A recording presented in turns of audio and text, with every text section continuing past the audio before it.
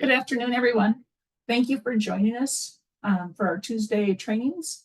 And today we have Universal Design with Royce from Dakota Center for Independent Living. If you need a certificate of attendance, please contact Stacy after the training. And I think we're set and ready to go, Royce. Okay, just got to mute my phone. Well, thanks everybody for jumping on today. It's not a real long presentation, so if you got any questions at all, raise your hand and either Cheryl or Kylie will let me know. And we'll have plenty of time afterwards for additional questions. So we'll start out then. Universal design, making homes accessible to everyone.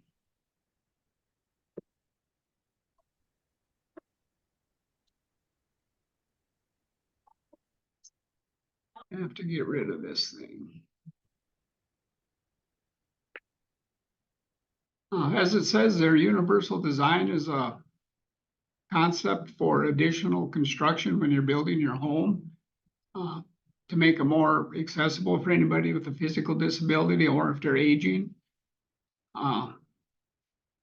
It's kind of universal with visitability, and now there's a new term that come out that's called adaptability. Let me spit that out. So they're all kind of the same. So if you hear them, the different names, they kind of all mean the same thing. Life happens. Unfortunately, you never know when something's going to happen, whether it's to you, a family member, a friend. It's just a matter of a split second, and you might be a person with a disability. On that note, you're going to need those features in a home, whether it's yours or somebody's who you can go to recover. Your elderly parents might want to move in because they're at the point where their house is no more accessible to them. One of our programs is transitioning folks out of nursing homes. One of the biggest issues we run into is they want to go back home, but their home isn't accessible. It might have 3, 4, 5 steps going inside, and then it might be a split level where you got to go downstairs and then upstairs.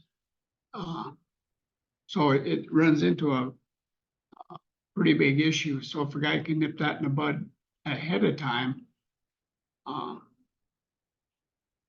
that won't be an issue. But a lot of these homes were built back in the 50s, 60s, and 70s too, where none of this was even thought of.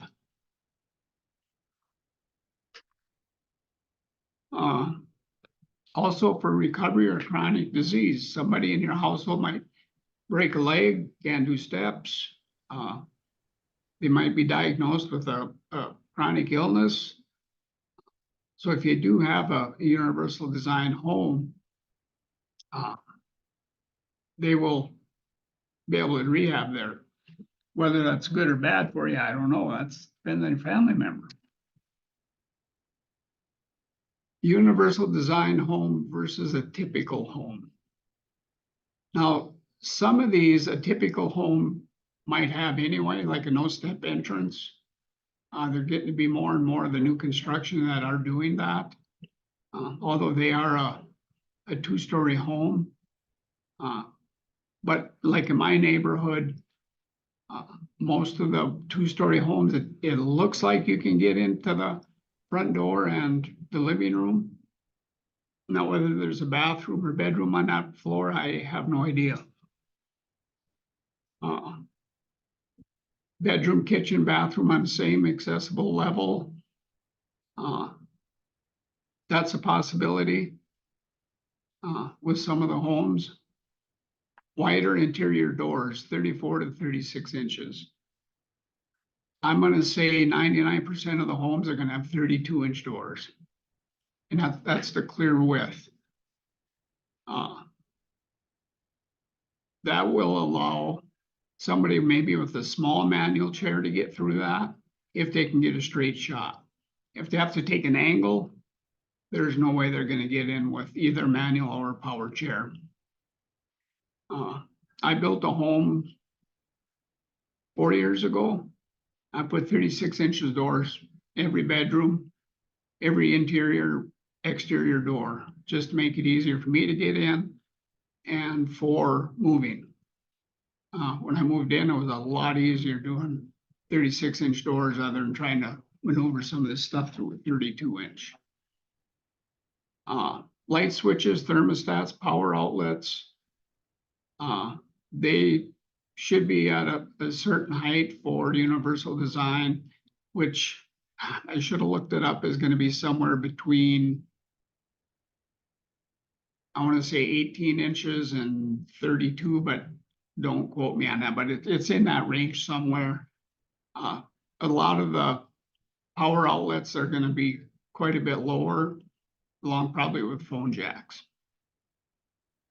Reinforced walls in the bathroom for future use. Now, that doesn't mean the entire wall. It's just where you might put a grab bar. So what you want to do is put some extra backing behind the sheetrock onto another 2x4. That way, when you go to attach the grab bar, it's gonna have something solid to go into.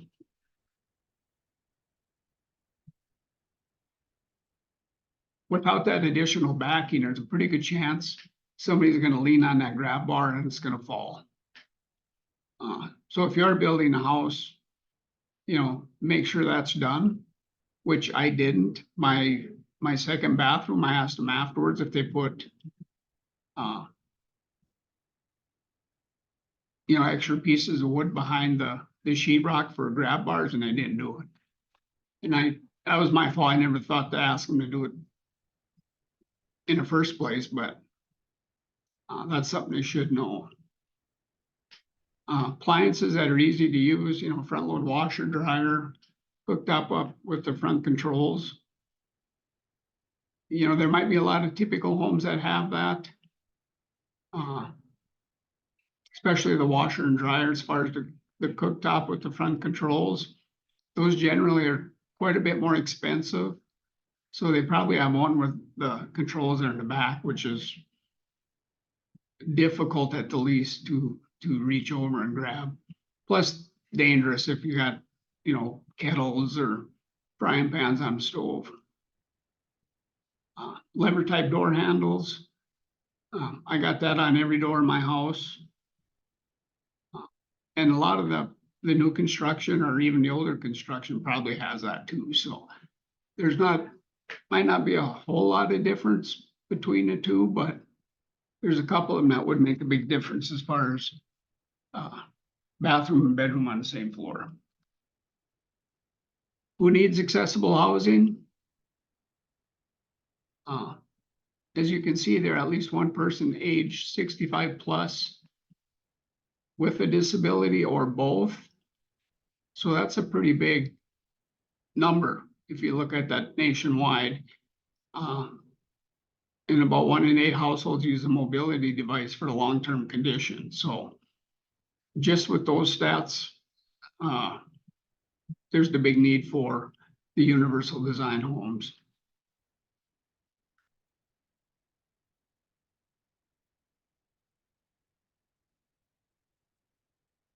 What features in the universal design home are obvious to guests?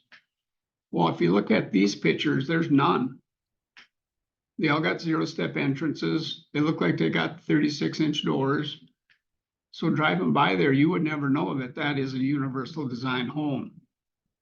That'd be the same thing with mine. You could drive by mine, you never know the difference. They got the sidewalks here. You can see are kind of sloped up, going in to the front door. So yeah, you really can't tell the difference on this and universal design or total accessible home.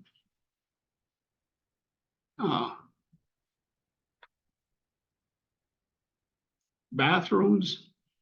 Now this might be a little bit different. They might see grab bars and know that's an accessible or universal design home, but anything else that's in that bathroom, you'd never know it. A lot of people have the adjustable shower heads. After looking at these bathrooms, I'm kind of envious. I wish I had one of them in mine instead of what I got, but mine was probably about $20,000 cheaper. And if you notice, they all have roll-in showers, not walk-in where you have to go over, step over a lip of, 4 inches, like some of them have, so the water doesn't run through. If anybody tells you that they can't do a walk-in shower because the water will run out, I would get a different contractor. There's no reason that that can't be done.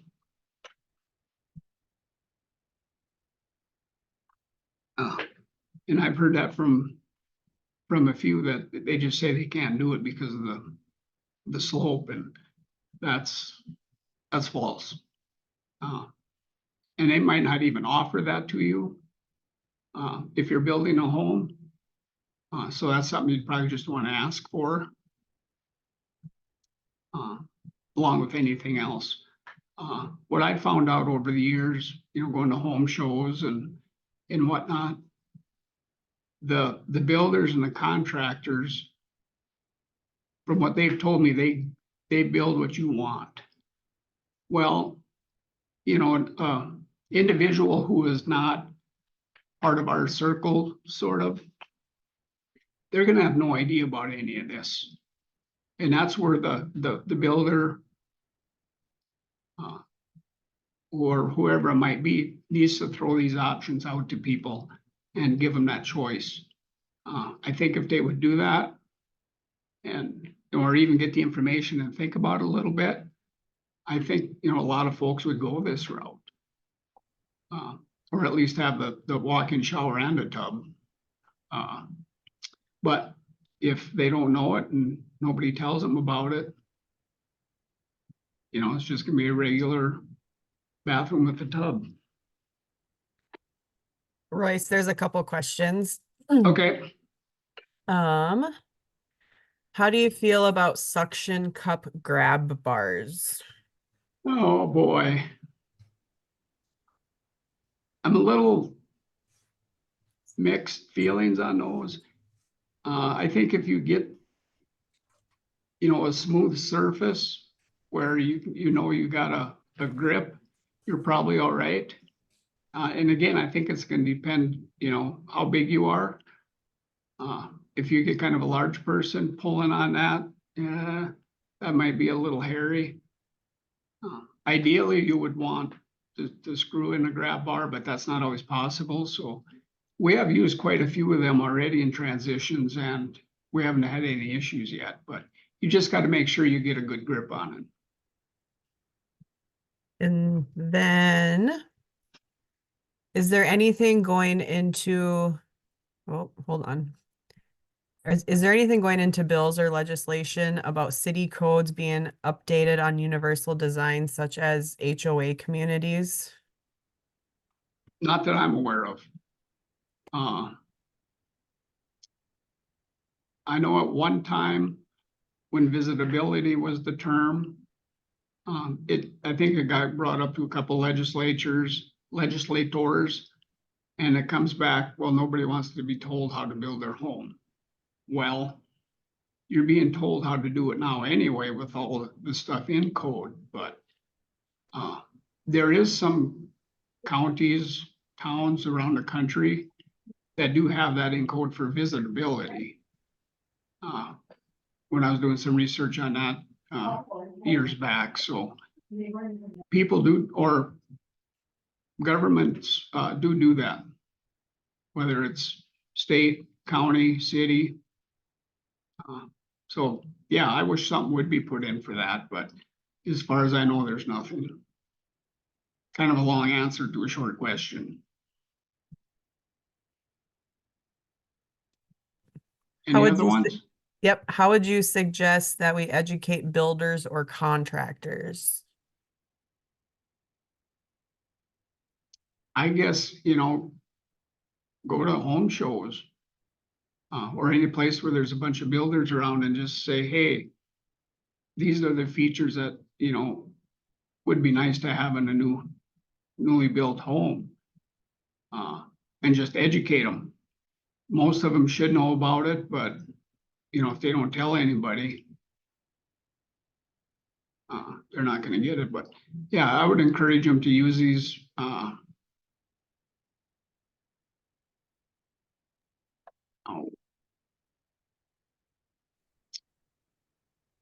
And then one more, are there any insurance discounts for making a universal design home? no, there isn't. Should there be? Yeah, maybe. By doing that, you're making it more safe for the individual in a home. Whether it's the wider doors or the grab bars in the showers. But no, there's no discounts from insurance, but that's a good idea. Never thought of that.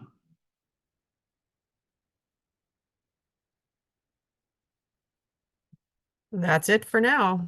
Okay, now in this next slide, you can just kind of, I'll go through the questions and you can just jot down yes or no. And then if some of you want to just hop on the chat or something and say how many of these you actually have in your home. At least one no-step entrance. Main floor have extra wide hallways, 48 inches minimum. And doors 36 inches minimum. Lever style handles on the doors and faucets. And this is everything we've talked about already. Main floor have a bathroom with a shower that has no barriers and will fit a wheelchair. The electrical controls and outlets be reached from a seated position. And does the main floor have a bedroom or a room that can be used for sleeping? While everybody's kind of writing stuff down, you know, between my family and my friends, there's probably only a handful of houses that I can even get into just because of no steps, or because they do have steps. That's the biggest issue. And if I can get in, I probably can't get in the bathroom. So that kind of means you just don't get invited to a lot of stuff because they know you can't get in. So anybody have any yeses to all 6 of these?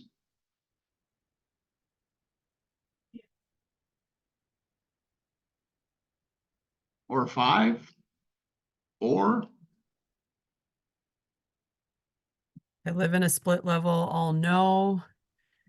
Then we got 2, 0, 0, yes to all 6 in my apartment. 2, I never realized I have steps to every entry into my house. 3, 0.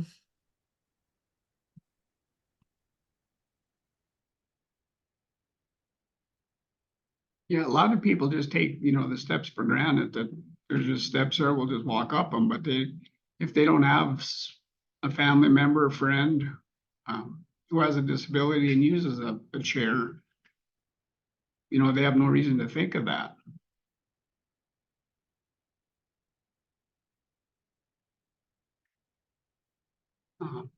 Unfortunately, we are getting towards the end here and we got a lot of time left, so I hope you have some questions. Anyway, we had these questions up at the last home show. And I never did get a count of how many people actually answered all the questions. But as far as the ones that had all 6 of them, was very few and far in between. They might have half of them or just a couple of them, or maybe none of them. So we thought that was kind of interesting. We give them those little colored dots that you do for if you want to vote on different things, and when you got the big sheets of paper and you're least the most favorite. That was kind of how that was working.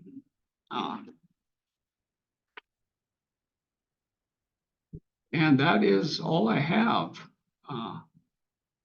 I knew it was going to be short, but there's not a whole lot on universal design, it's a pretty simple concept.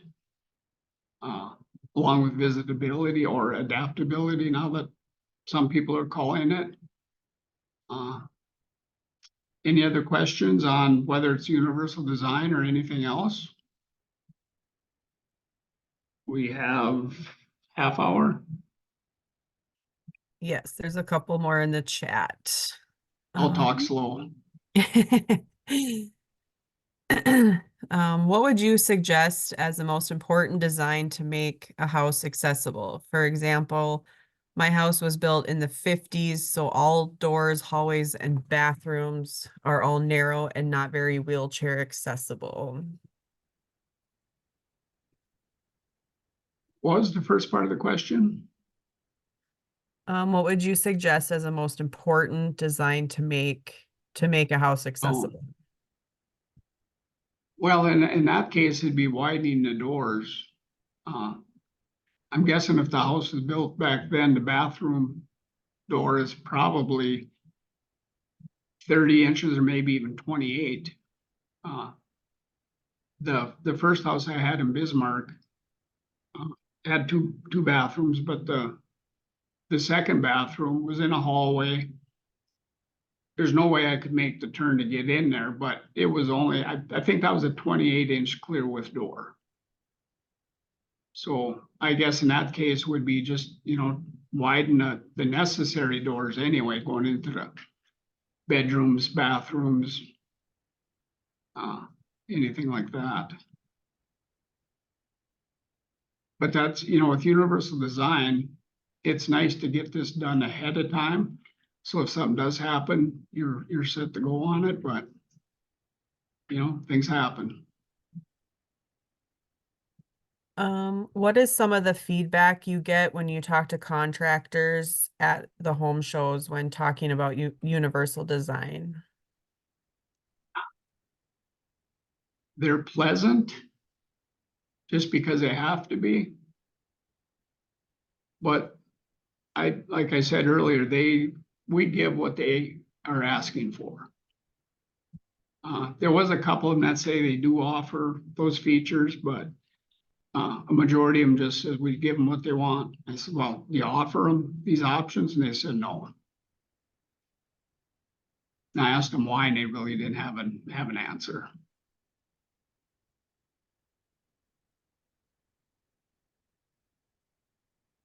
But that's where it all starts, is with those guys. And we're 2024. I just can't imagine they're not even kind of pushing that idea, because with the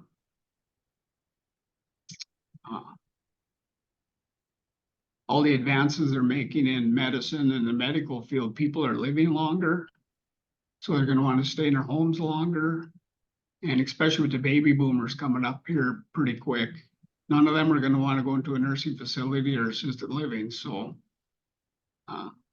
hopefully they build their house that way, or can remodel it relatively cheap. My old house, I did 2 remodels on it for a total cost of probably about $70,000, just to make it more accessible with the kitchen. I had to tear out the small bedroom, was basically a junk room, just to open it up a little bit, and moved the refrigerator and stove around where I could reach it. So it was set up pretty good then, but and part of that was with windows and all that. But yeah, it was still $70,000 remodel I wouldn't want to go through again. I think on the first one, I stayed in my bedroom for probably at least a month, if not a little bit longer, with the work they were doing in the kitchen.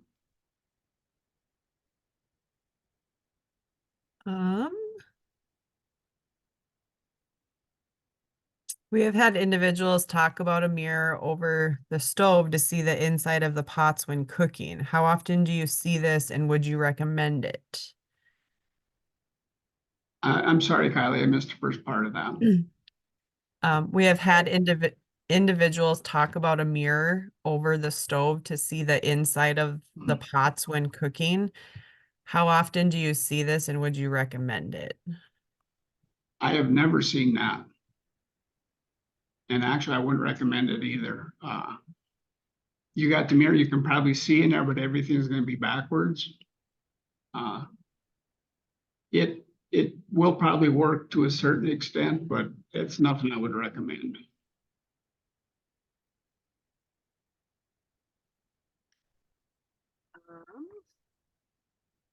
And also reaching over, to stir the pot or flip whatever that's in a frying pan, if you're looking at a mirror to do that.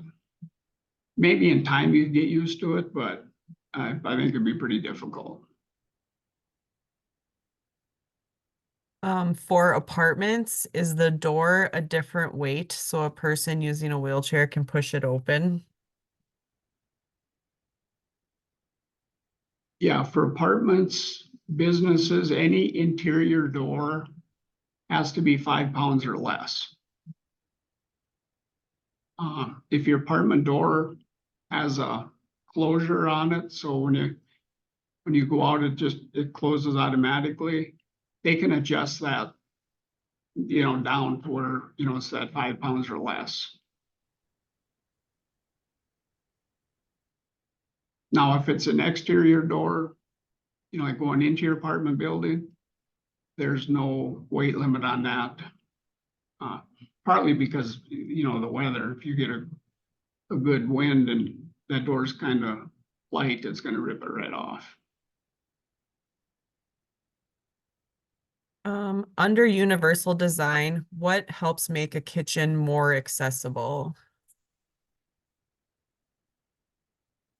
Well, first off, I would say the stove with the knobs in the front, and then a roll under sink. I think those would probably be the two biggest things. After that, I would say probably a counter low enough that you could work on it, cutting stuff up, getting food prepared. Or depending where your kitchen table is, you can always use that too, but I think those would probably be the three main things I would look at. I shouldn't even tell this story because this just goes against everything I just said. But when I was buying appliances, I had looked at the stove and it had the knobs in the back, but my chair raises up and down. So I tried it and it worked pretty well. And, obviously it was cheaper than not the ones with the knobs in the front. Well, in the meantime, my hands have kind of gotten a little bit worse, so I don't have the grip in that in them. Where I couldn't use that, I ended up selling it to my niece and ended up buying a stove with the knobs in the front. And on that note, where they got the temperature for the knobs, like high, low, medium, all that is on the knob. But the way the knob is situated, you can't see it. So I'm just taking a guess on which burner I'm using or how hot it's getting. And that tells you how much I cook, because if I cooked a lot, I'd know.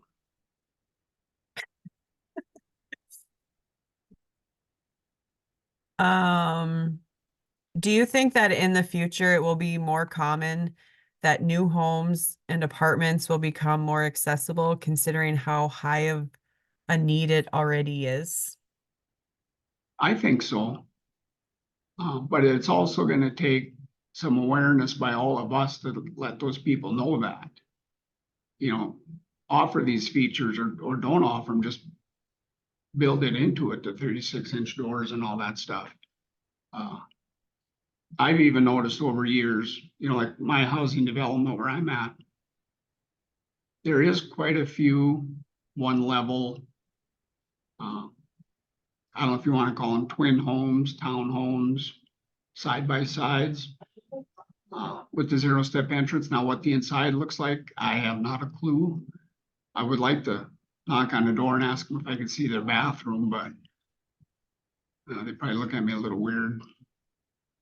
But I might do it one of these days anyway. just out of curiosity. I did look at a spec home for the company that built mine. And went in there. I wouldn't even go in the bath or the bedroom because that's how tight my chair was. And I have a power chair, so it's pretty narrow. And the bathroom was kind of in a hallway and it just had like a short wall there. Not even close to being able to get in that. And that was a 30-inch door on top of it. They didn't put a 32-inch. Even after all the preaching, I guess, when I was talking to those guys when they were building mine. But yeah, I think there's gonna be more and more accessibility as it goes on. When builders don't offer universal design up front, do you think it is due to cost? How much more do you believe it is to make a home universal? I don't think it is a whole lot more. Because your 36-inch doors aren't gonna cost you that much, or they probably won't cost you anything extra. If you get the front burner, front knobs on the stove, that's gonna cost you a little bit more. To get a roll-in shower versus a tub, it's probably a wash. If you're gonna do both, it's gonna be a little bit more.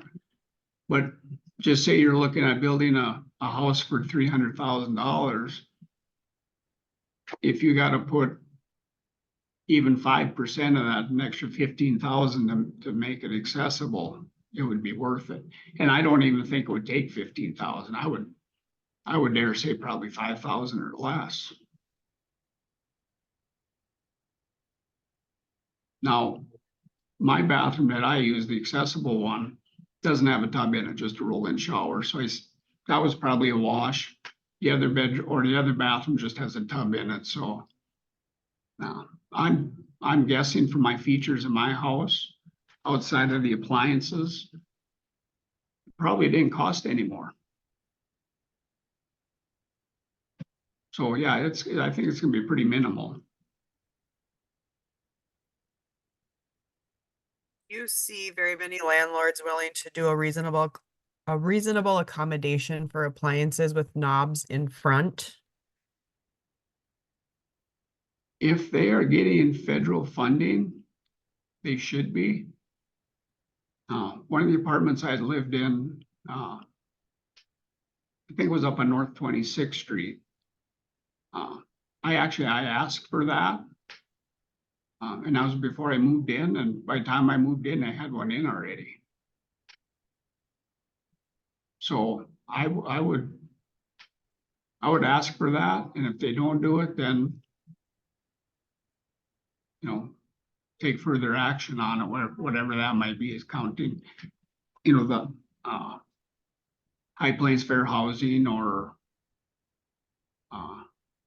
the federal folks for fair housing. But that would be a reasonable accommodation. Now,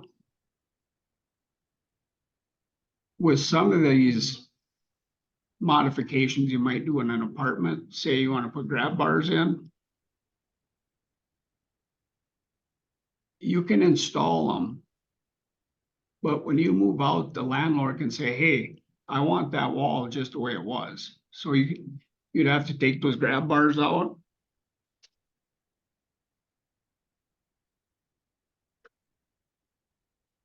Redo that wall to make sure that it looks like it did. So anything like that we do with our agency with moving somebody into an apartment, we always get a letter stating that yes, they can put grab bars in or a ramp, whatever it might be. But the big statement is you do not have to make the changes when you leave. That's the critical part of that. Say there's a tub in the bathroom and they said, yeah, well, or I've known people that have done it themselves. They paid for the roll-in shower. Now, if they come back and would leave, and the landlord says, hey, I want that tub put back in there, it's probably going to cost more to take that thing out than they didn't put it in. So if you do anything like that, I would get something from the landlord stating that you don't have to put everything back the way it was.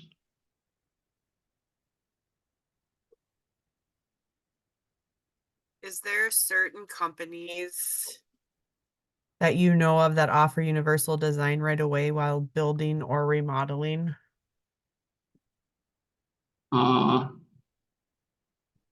There's only one I know right off the bat, and that's just because we've kind of worked with them in the past, and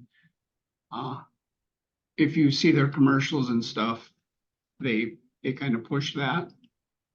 And I'm sure there's probably a few others out there, but there's only one that I can think of.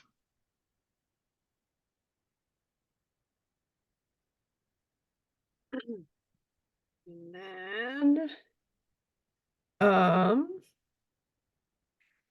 Got 20 minutes, guys. Start asking. is there a rule or law, if apartments are federally funded, if one door needs to be automatic, or if they should have more than one door be automatic? Is there anything behind that? Are you talking interior doors or the exterior doors? Let's go exterior. Yeah, there's no requirement for that.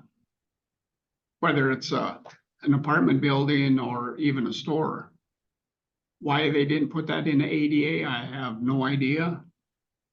To me, that should have probably been the first thing that would be on that checklist, but no, none of it's required. Now, if you have a door into your apartment and you want to do a reasonable accommodation, they probably wouldn't pay for it, but they do have small units that you can hook up that will open and close the door for you.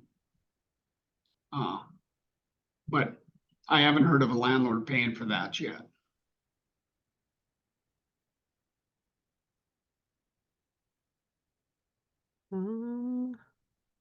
Have you seen homes that have limited access to front or backyards? If so, are there ways to make these spaces of a property more accessible? Yeah, mine. I didn't realize it, but being I had a single level and square footage wise, mine is probably one of the bigger ones in the neighborhood. So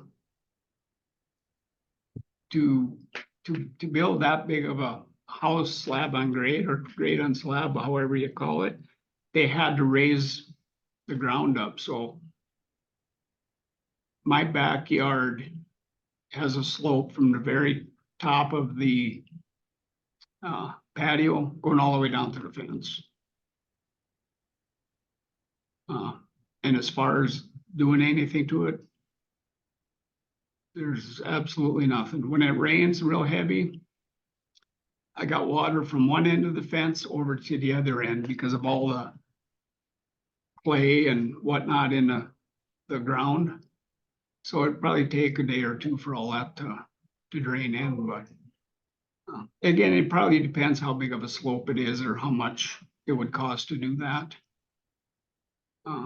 But that was a big surprise for me at my place because I was expecting a level yard.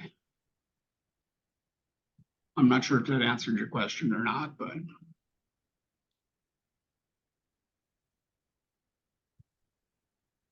And one thing I would say, if you are looking at building or even doing some remodeling, do your research. See what's out there. As far as maybe different designs or different options. I'm actually on a group. It's North Dakota and South Dakota. Oh, I just spaced out what the name of it is. Home modification of the Dakotas. God,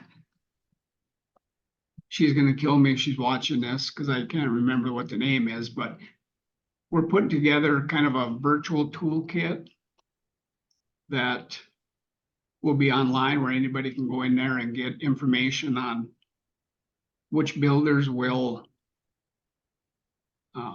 maybe specialize in accessibility, what the cost might be to do a modification, anything related to accessibility and housing will probably be in his toolbox once it's all done.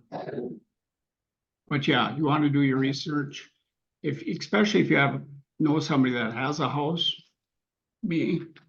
I'd be more than happy to let you come over and take a look at it and show you what I would do different to maybe help you not run into what I did, but yeah, do your research. Is there a resource you could recommend right now for checking if an apartment or home has universal design? Not that I'm aware of, no. Now, through North Dakota Housing Finance, they have that what's, Kylie, you know what the name of that is? I can't think of it. Well, now you put me on the spot. Anybody out there, it's the the RAP grant? no. No. Through North, you said through North Dakota Housing Finance Agency? Yeah, and the builders have to submit their plans for their building. Yeah. Cost. Um, Housing Incentive Fund. yeah, there you go.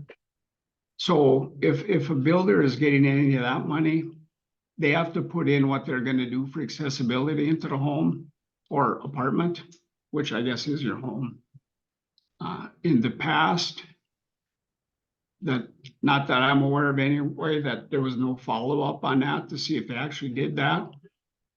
But a couple of meetings I've been in, a few months ago, they are looking at doing some enforcement on that, just going in and seeing if they actually did what they say they were going to do, which is good.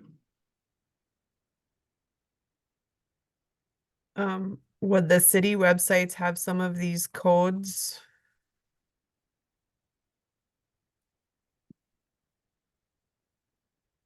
As far as universal design or accessibility, not that I'm aware of, they wouldn't have anything like that.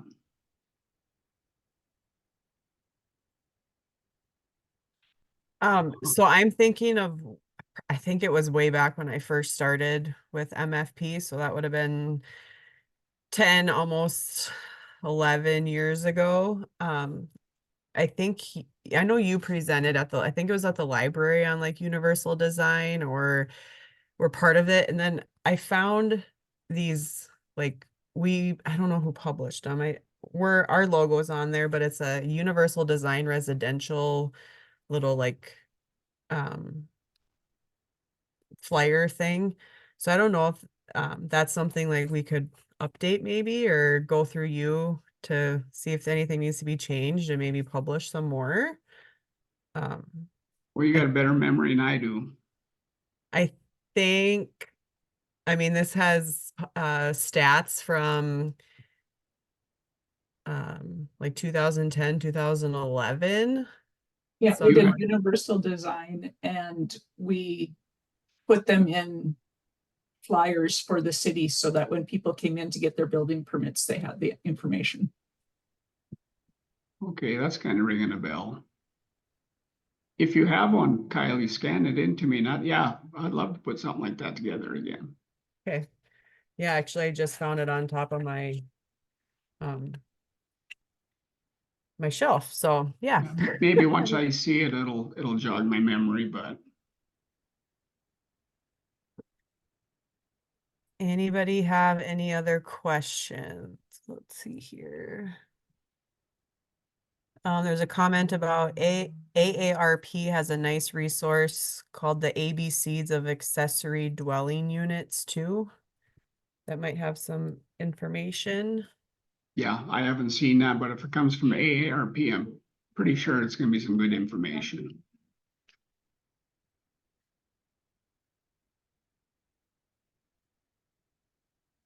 Anybody else have any other questions? If something comes to mind later, you can always reach out to Royce there with his email address or phone number. Or you can always email Stacy and then she'll get that question forwarded on to us. But with that, I think we will wrap it up. So everybody gets about 15 minutes back to their day. So thank you guys again for attending today's session. Again, if you need a certificate of completion, email Stacy and she will get that out to you. Next up, we have on May 28th, we have de-escalating from the village family presentation. So hopefully you guys can all attend that next week. So thanks again and have an enjoyable long weekend. Thanks, everybody. Thanks, Royce. Thanks, Royce.